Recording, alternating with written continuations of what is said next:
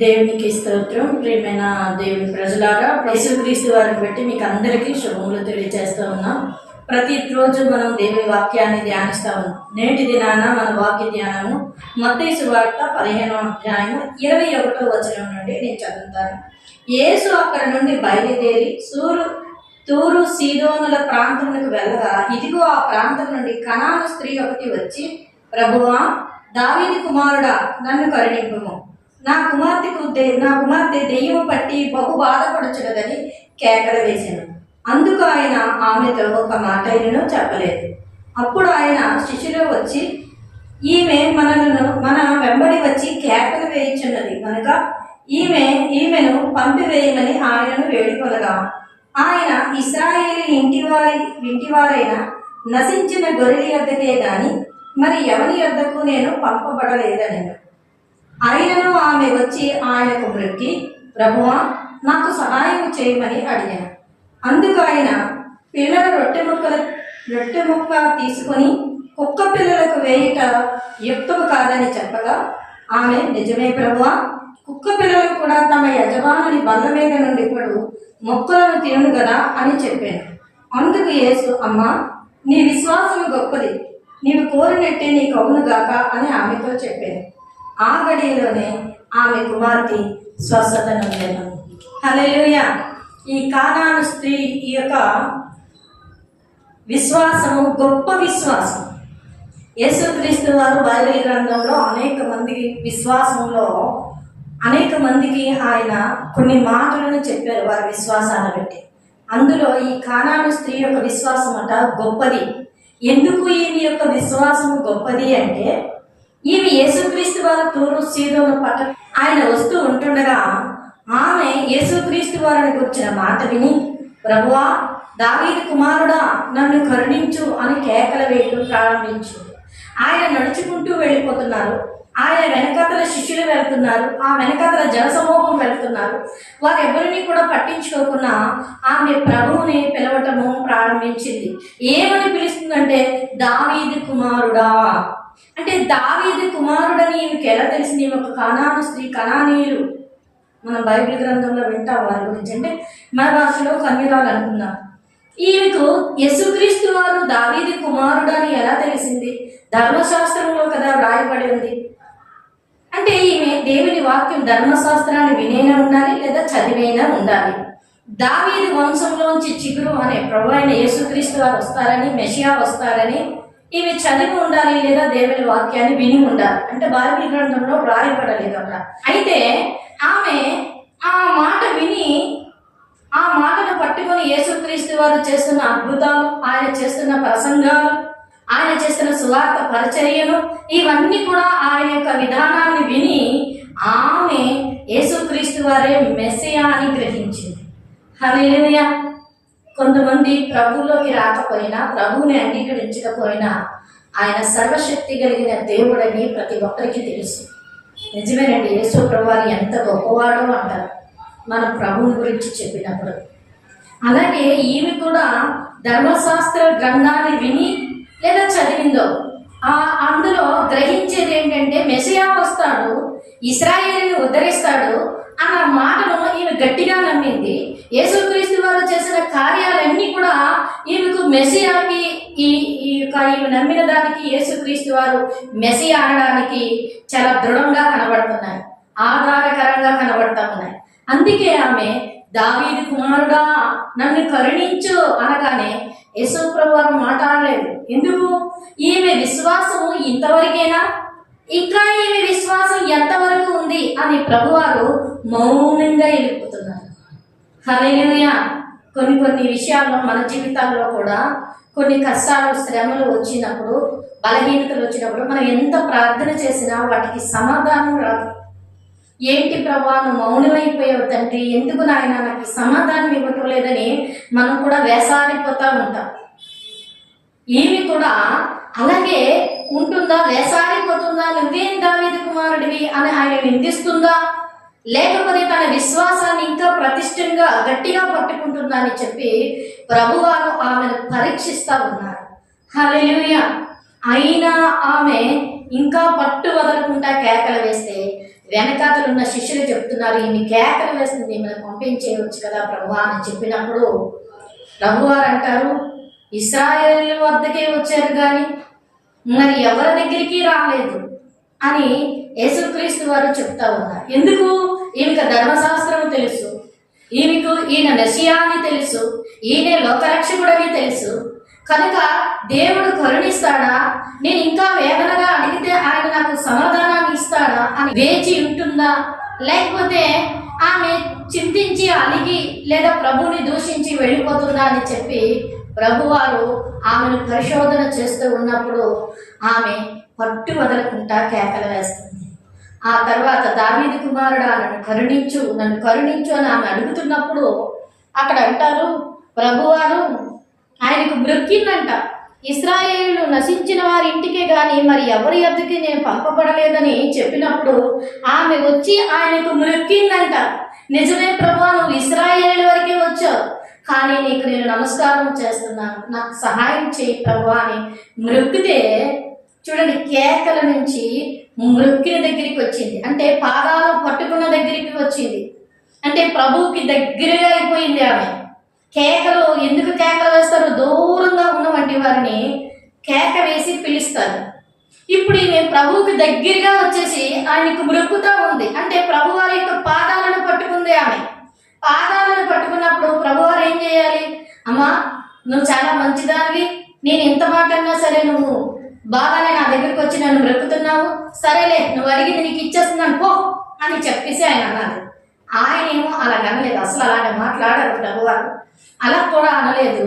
ఆయన ఏమంటున్నారంటే, పిల్లల రొట్టె మొక్కలు తీసుకొచ్చి కుక్క పిల్లకి ఇయటం యుక్తం కాదంటున్నారు. హల్లెలూయా! ఎంత పరిశోధన అండి. ఆ స్థానంలో మనం ఉంటే ఒకసారి ఊహించండి, ఏంటి ప్రభా నేను కుక్క పిల్లనా, నన్ను కుక్కతో పోలిస్తావా, నువ్వు సాయం చేస్తే చేయి లేకపోతే పోనీ, నా కుమార్తెకి దయ్యం వదిలితే వదులుతుంది, పోతే పోతుంది ఉంటుంది అనగాని అహంభావంతో మనం వదిలిపెట్టి ప్రభువుని వదిలిపెట్టి వచ్చేస్తాం. కానీ ఈమె అలాగ అనలేదు, నిజమే ప్రభువా, కుక్క పిల్లలు కూడా తమ యజమాని బల్ల మీద పడు రొట్టె ముక్కలు తినును కదా అని తను తాను తగ్గించుకుంది. హల్లెలూయా! గతంలో చెప్పాను, కుక్క పిల్లలు బల్ల మీద నుంచి రొట్టె ముక్కలు అంటే ఎంగిలి విస్తరి. నేను భోజనం పెట్టడానికి వచ్చాను, నా పిల్లలకే భోజనం పెట్టడానికి వచ్చాను, కానీ వేరే వాళ్ళకి రాలేదు భోజనం పెట్టడానికి అని యేసుప్రభు వారు అంటే, ఈమె అంటుంది ఆ బల్ల మీద పడు రొట్టె ముక్కలను కూడా కుక్క పిల్లలు తింటాయి కదా, ఆమె కుక్క పిల్లలతో పోల్చారు ప్రభువారు. అంటే ఆ పిల్లలు తిని పడేసిన ఆ ఎంగిలి విస్తరుల ఆహారము నాకు పెట్టు ప్రభువా, నువ్వు ఇశ్రాయేలు దగ్గరికే వచ్చావు, కానీ నన్ను కూడా కరుణించు ప్రభువా అని ప్రభు పాదాలు పట్టుకొని ఆమె మొరపెట్టగానే వెంటనే దయగలిగిన దేవుడు ఆమెను ఏమంటున్నాడంటే, అమ్మా నీ విశ్వాసం గొప్పది. చూసారా, ఆయన విశ్వాసంలో ఆమెను పరీక్షించారు ప్రభువారు. ఇప్పుడు ఆమె విశ్వాసాన్ని ఆయన ముద్రిస్తున్నారు.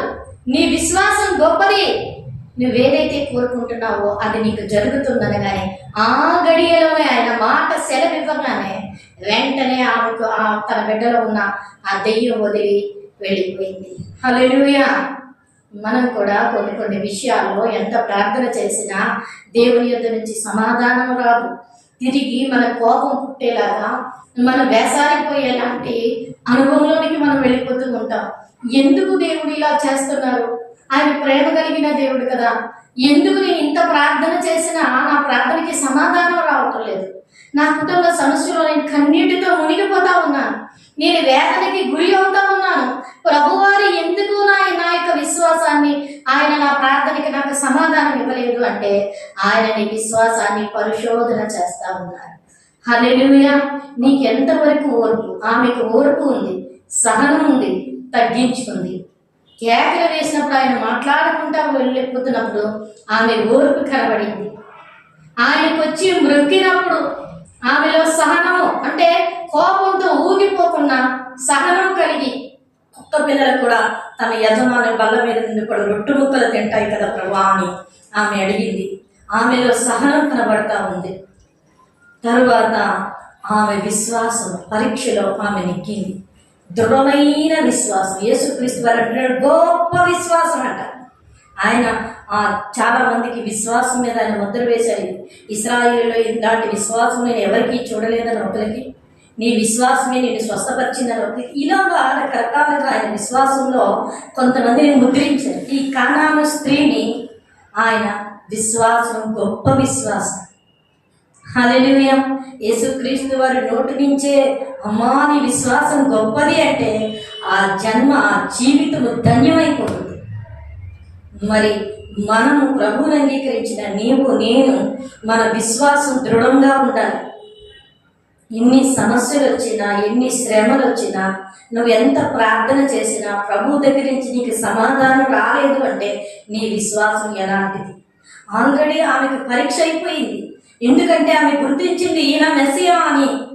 ఈయన దావీదు కుమారుడు, దావీదు వంశంలోంచి వచ్చి ఇశ్రాయేలు సకల మానవాళిని రక్షించడానికి వచ్చిన మెస్సియా అని ఆమె హృదయంలో ఉంది.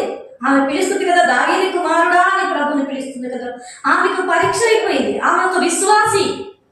ఇప్పుడు ఆమె ఒక విశ్వాసి. అయితే ఆ విశ్వాసి యొక్క విశ్వాసం ఎంత? ఆ విశ్వాసి యొక్క విశ్వాసము గొప్ప విశ్వాసం.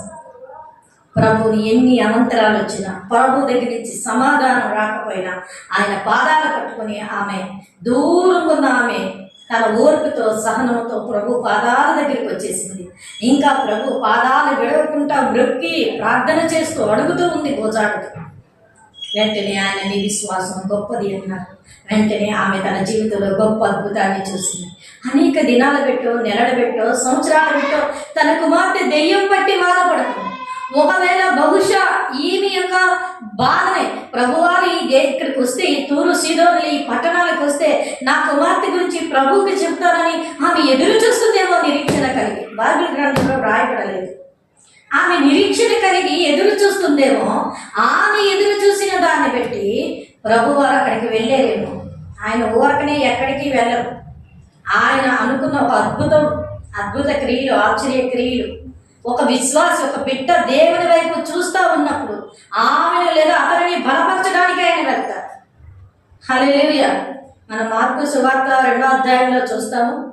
ఆయన ఇంటికట మరలా వచ్చారనేసి ఉంది. ఇంకొక మారు ఆ యొక్క కపెర్నహూములోనికి ఆయన ప్రవేశించును అని ఉంది. అంటే ఇంకొకసారి ఆయన కపెర్నహూములోనికి వెళ్ళి ఆ ఇంటికి వచ్చారు అంటే ఆయన పక్షవాయు కలిగిన వ్యక్తి యొక్క మోసుకెళ్ళిన వారి విశ్వాసం అక్కడే ఆయన చూశారు. అక్కడికి వారు తీసుకొస్తారని తెలుసుంటే రెండవసారి వెళ్ళారు ఆయన. మనం దేవుని వాక్యాన్ని అలా తీసుకోవాలి కానీ వకీర్ణ బుద్ధితో, వంకర త్రోవతో, వంకర చూపుతో దేవుని వాక్యాన్ని తీసుకోకూడదు. మనం ఎలా చూస్తామో మనకి దేవుని వాక్యం అలాగే కనబడుతుంది. కనుక ప్రియమైన దేవుని బిడ్డలారా, ప్రభు అయిన యేసుక్రీస్తునందు మనం విశ్వాసం దృఢంగా ఉంచుతాం. ప్రభుని నమ్ముకున్నాం, మారు మనసు పొందాం, రక్షణ పొందుకున్నాం, మంచిది, అది విశ్వాసం. అయితే ఇంకా లోతుల్లోనికి నువ్వు విశ్వాసంలోనికి వెళ్ళాలి. ఎంత ప్రార్థన చేసినా నీ కార్యం జరగటం లేదా? నువ్వు కన్నీరు కారుస్తున్నావా? నువ్వు ఏడుస్తున్నావా? నువ్వు వేదన చెందుతున్నావా? అయ్యో ప్రభువా, నేను ఇంత కన్నీరు కారుస్తున్నా, నా వైపు కనికరించు ప్రభువా, ఎందుకు ప్రభువా నువ్వు మౌనమైపోయావు ప్రభువా అని నువ్వు బాధపడుతున్నావా? ప్రియ సహోదరి సహోదరుడా, యేసయ్య నీ విశ్వాసాన్ని పరీక్షిస్తున్నారా? పరిశోధన చేస్తూ ఉన్నారు. త్వరలోనే ఆయన నీకు జవాబును దయచేయబోతా ఉన్నారు. ఇదిగో ఇక్కడున్న కానాను స్త్రీ యొక్క విశ్వాసాన్ని, ఆమె ఓర్పుని, సహనాన్ని, విశ్వాసాన్ని ఆయన పరీక్షించి పరిశోధన చేసి ఆమె విశ్వాసం గొప్పది అని ప్రభువారు దృఢపరిచి తన కుమార్తెను స్వస్థపరిచి తనని మేలుతో నింపేరు ఆయన. హల్లెలూయా. నిన్ను కూడా నీ విశ్వాసాన్ని ముద్రించి ఆయన నిన్ను భవిష్యత్తులను అడిగి ఊహించేదానికన్నా అత్యధికమైన మేలుతో ఆయన నిన్ను నింపబోతున్నారు. రెండంతుల ఆశీర్వాదం నీ మీదకి తీసుకురాబోతా ఉన్నారు. కనుక ప్రియ దేవుని బిడ్డ, దేవుని యందు విశ్వాసం ఉంచు. కానాను స్త్రీని చూడు, ఆమె ఎలా వేడుకుందో. ఎంగిలి విస్తరలో అన్నమైన నాకు పెట్టు ప్రభు అని అడిగింది. అంటే తను తాను ఎంతగా తగ్గించుకుందో.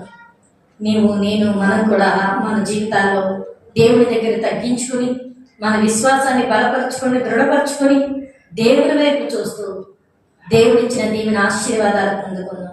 ఎవరిదైనా విశ్వాసం కలిగి ఉంటే ఆ విశ్వాసం మనల్ని సిగ్గుపరచదు. బైబిల్ చెప్తుంది రోమపత్రికలో, ఈ నిరీక్షణ నిన్ను సిగ్గుపరచదు అని. కనుక విశ్వాసంతో ఆయన దగ్గర ఉన్నప్పుడు ఆ విశ్వాసం కూడా మనల్ని సిగ్గుపరచదు. పాత నిబంధన నూతన నిబంధనలో 2 దిక్కుల కూడా వ్రాయబడి ఉన్నది. విశ్వాసం మనల్ని సిగ్గుపరచనివ్వదు, అవమానానికి అప్పగించదు. ఎందుకో తెలుసా? నువ్వు ఉంచుతున్న విశ్వాసం ఎవరి మీద తెలుసా? సృష్టికర్త మీద. హల్లెలూయా. ఉన్నవి లేనట్టు, లేని ఉన్నట్లు చేయగలిగిన సర్వశక్తి కలిగిన దేవుని మీద. కనుక నీ విశ్వాసాన్ని అలాగే ఉంచి ఇంకా నీ విశ్వాసాన్ని పెంపొందించుకో. దేవుని వైపు చూడు. త్వరలోనే ఆయన నీకు సమాధానాన్ని, జవాబునివ్వబోతున్నాడు. నిన్ను ఆశీర్వదించబోతాను. అలా చేసి ప్రభు ఇచ్చిన దీవెన ఆశీర్వాదాలు పొందుకున్నాం. కొద్ది మాటలు దేవుడి దీవించునుగా. ఆమె కళ్ళు మూసుకుందాం, ప్రార్థన చేసుకున్నాం. మహాపరిశుద్ధుడైన మా ప్రియ పరలోక తండ్రి దేవ, ఇంతవరకు మీ పరిశుద్ధ ఆత్మశక్తి చేత మీరు మాట్లాడే విధానంకై మీకు స్తోత్రాలు. నిజమే తండ్రి, కానాను స్త్రీ ఎంతో విశ్వాసం ఉంచింది నాయన. తన ఓర్పు, తన సహనము నాయన, ఆ యొక్క విశ్వాసము అందులో కనిపించింది. అందుకే ఆమె విశ్వాసం గొప్పది అని మీరు ముద్రించారు దేవా తండ్రి. నాయన అట్టి విశ్వాసం మాకును దయచేయండి. విశ్వాసం లేకుండా అల్ప విశ్వాసంతో మేము మా అల్ప విశ్వాసాన్ని తొలగించి గొప్ప విశ్వాసంలోనికి మమ్మల్ని నడిపించండి ప్రభా.